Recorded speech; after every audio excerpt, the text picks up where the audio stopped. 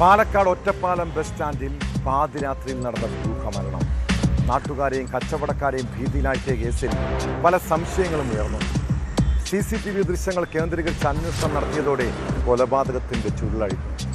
Bus സ്റ്റാൻഡിൽ വയോധികനെ കൊലപ്പെടുത്തിയ കേസിൽ ഒടുവിൽ പ്രതി പിടിയിലായിരുന്നു.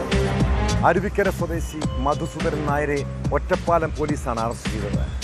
ഇതോടെ വയോധികന്റെ ഒപ്പമുണ്ടായിരുന്ന സ്ത്രീക്ക് കൊലപാതകത്തിൽ പങ്കില്ലെന്ന് പോലീസ് സ്ഥിരീകരിച്ചു. മദ്യലഹരിയിലുള്ള വാക്കുതർക്കമാകാം സംഭവത്തിന് പിന്നിലെന്നാണ് വിവരം.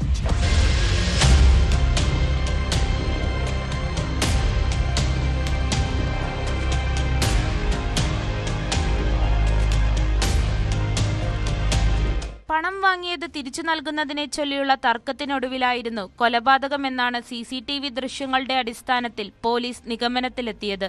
തുടർന്ന് മരിച്ചയാളുമായി വാക്കുതർക്കത്തിലേർപ്പെട്ടയാളെ തേടിയുള്ള അന്വേഷണമാണ് അരുവിക്കര സ്വദേശി മധുസൂദനനിലെത്തിയത്.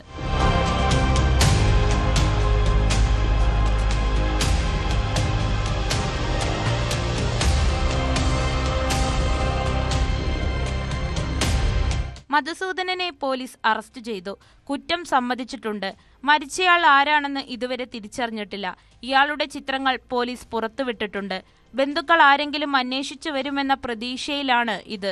ചൊവ്വാഴ്ച രാവിലെയാണ് 60 വയസ്സ് തോന്നിക്കുന്നയാളെ ഒറ്റപ്പാലത്തെ ബസ് സ്റ്റാൻഡിൽ പോലീസ് എയ്ഡ് പോസ്റ്റിന് സമീപം തലയ്ക്കടിയേറ്റ് കൊല്ലപ്പെട്ട നിലയിൽ കണ്ടെത്തിയത്. CCTV ദൃശ്യങ്ങൾ ഒറ്റപ്പാലത്തെ വിവിധ വാട്സപ്പ് ഗ്രൂപ്പുകളിലൂടെ പ്രചരിപ്പിച്ചാണ് മധുസൂദനനെ പോലീസ് കണ്ടെത്തിയത്. വാക്കുതർക്കത്തിനിടെ അടിയേറ്റയാൾ മരിച്ചെന്നുറപ്പായതോടെ മധുസൂദനൻ ചെർപ്പളശ്ശേരിയിലേക്ക് പോവുകയായിരുന്നു. ബുധനാഴ്ച വീണ്ടും ഒറ്റപ്പാലത്തെത്തിയപ്പോൾ പോലീസ് തിരിച്ചറിയുകയും കസ്റ്റഡിയിലെടുക്കുകയുമായിരുന്നു. ഫോൺ ഇല്ലാത്തതിനാൽ വിവരങ്ങൾ അറിയാൻ വേണ്ടിയാണ് ഇയാൾ വീണ്ടും വന്നത്. അതിനിടെ ഒരു സ്ത്രീയെയും പോലീസ് ചോദ്യം ചെയ്തെങ്കിലും കൊലപാതകത്തിൽ പങ്കില്ലെന്ന് മനസ്സിലാക്കി വിട്ടയച്ചിരുന്നു.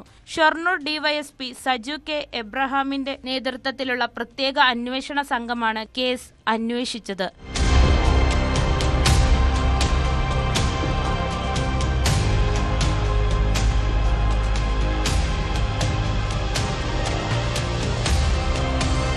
ന്യൂസ് 18 ഒറ്റപ്പാലം.